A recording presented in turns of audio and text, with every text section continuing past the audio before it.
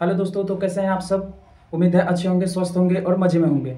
आज हम बात करेंगे एफिडेविट के बारे में।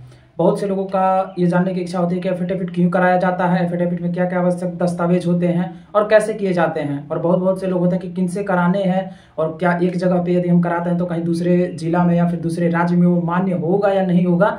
ये सारी सवालें जो है आदमी के होते हैं। तो आज इन सारे सवालों का जवाब आपको इस वीडियो के सेशन में मिल जाएगा।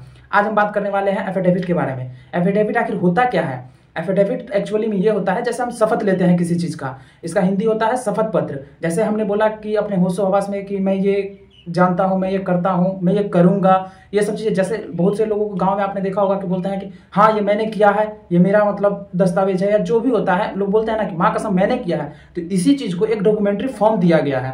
डॉक्यूमेंट्री फॉर्म दिया गया है जिससे ये होता है कि नहीं, हमने ही शपथ किया था अपने होशो हवासों में, मैंने ही शपथ किया था।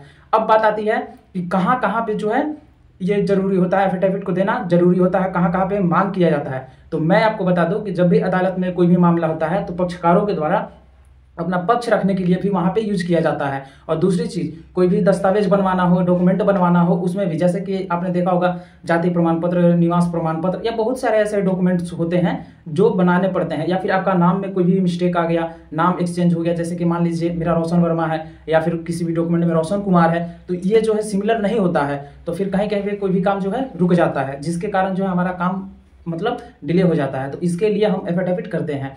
और जैसे हो गया साथ ही साथ मतलब नाम के साथ साथ जन्म तिथि या पता में कोई बदलाव करना है, उसके लिए भी एफिडेविट कराना जरूरी होता है। वहीं आप आवश्यक दस्तावेज जैसे कि पासपोर्ट वगैरह में कुछ नाम अलग हैं तो उसके लिए भी एफिडेविट कराना, शपथ पत्र करवाना जरूरी होता है।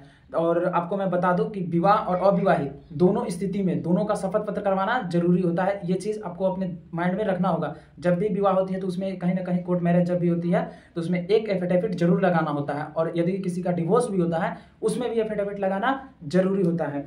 और मैं आपको ये भी चीज बता दूं कि मतलब जैसे कोई आवश्यक पहचान का जो दस्तावेज होता है, डॉक्यूमेंट होता है, वो भूल गया, जैसे कि मेरा कुछ स्कूल का मार्कशीट भूल गया या फिर कोई कोई भी ऐसा डॉक्यूमेंट है जो भूल गया, तो उसको मतलब हम थाने से जाकर के क्लियर करवाएं। इसके लिए भी हमें एक प्रॉपर करके सर्टिफिकेट बनवाने के लिए हमको एक प्रॉपर एफिडेविट बनवाना पड़ता है, शपथ पत्र करना होता है, ताकि जिसे हम जा करके थाना में दे सके और उसी को जहाँ पे हमको जरूरत है वहां से हम ले सके। लेकिन सबसे जरूरी चीज यहाँ पे क्वेश्चन ये उठती है कि क्या एफिडेविट जो है एक नोटरी से ही होती है। तो मैं आपको बता दूं कि ये जरूरी नहीं है कि नोटरी से ही होगी, क्योंकि एफिडेविट दो तरह से वेरीफाई होती है। पहला एक नोटरी के द्वारा और दूसरा मजिस्ट्रेट के द्वारा।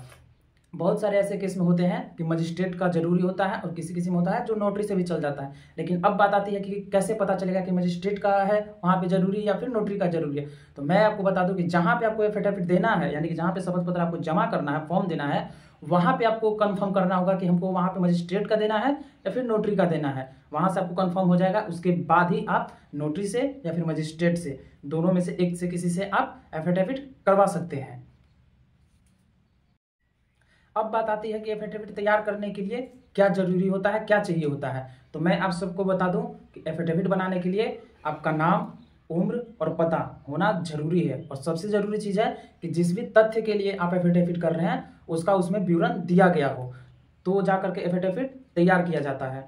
और मैं आपको बता दूं कि जैसे एफिडेविट जब भी तैयार करें तो दो लोग का पहले कंफर्म कर लें कि मतलब मजिस्ट्रेट से करवाना है या फिर नोटरी से करवाना है। और सबसे जरूरी चीज, बहुत से सारे लोगों का क्वेश्चन होता है कि क्या हम एक डिस्ट्रिक्ट में करवाते हैं एफिडेविट तो क्या दूसरे डिस्ट्रिक्ट में मान्य होगा या फिर दूसरे स्टेट में मान्य होगा। तो इसका मैं आपको क्लियर बता दूं, यदि कभी भी ऐसा सीन होता है तो आपको जहां पे जमा करना है एफिडेविट को वहां पे आपको क्लियर करना जरूरी है, क्योंकि वो यदि अदर स्टेट का भी लेते हैं या अदर डिस्ट्रिक्ट का भी लेते हैं तो वो हो जाएगा, क्योंकि एफिडेविट जो है ऑल ओवर इंडिया में मान्य होता है। और सबसे जरूरी चीज कि बहुत से लोगों का होता है कि एक प्रॉपर एफिडेविट फॉर्म आता है उस पर ही एफिडेविट करना जरूरी है। ये जरूरी नहीं है। एफिडेविट हम एक नॉर्मल A4 साइज के पेपर पे भी कर सकते हैं, बशर्ते कि वहां पे एडवोकेट वेलफेयर का टिकट होना जरूरी है और नोटरी का टिकट होना जरूरी है यदि हम नोटरी से करा रहे हैं तो।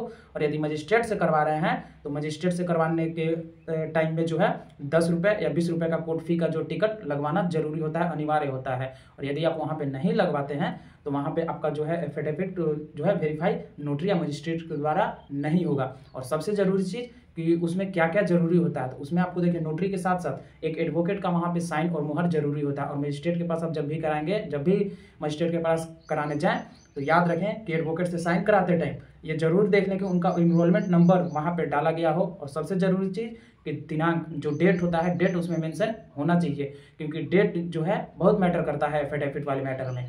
और जब भी एफिडेविट तैयार होता है तो उसके लास्ट में मतलब प्रॉपर लिखा होना चाहिए कि मैं शपथपूर्वक बयान करता हूं अपने होश हवास में कि जो उपरोक्त में दिए गए सब्जेक्ट है वो मेरे ही मतलब होश हवास में लिखे गए हैं और मैंने पढ़ा है, मैंने समझा है, ये प्रॉपर वहाँ पे मेंशन होने चाहिए।